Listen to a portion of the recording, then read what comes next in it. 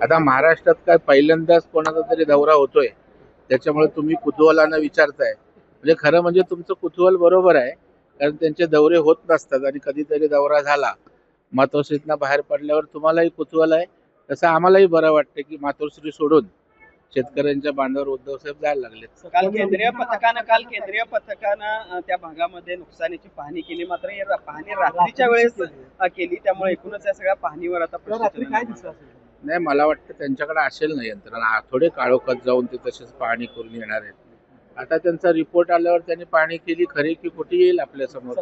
पण लगेच आपण निगेटिव्ह अर्थानं पाहण्याची गरज नाही. पथक आलंय, त्यांनी मदत द्यावी आणि देतील अशी आपण पॉझिटिव्ह अपेक्षा करूया. काल निवडणूक आयोगाची जी पत्रकार परिषद झाली त्यावर राज ठाकरेंनी आरोप केला का संताप व्यक्त केला ही पत्रकार परिषद पाहून तळपायाची आग मस्तकात गेली, कारण दुबार मतदारांच्या बाबतचं उत्तर निवडणूक आयोगाकडे नाही असं त्यांचं म्हणणं आहे. संताप करण्याशिवाय आता त्यांच्या हातात काही नाहीये.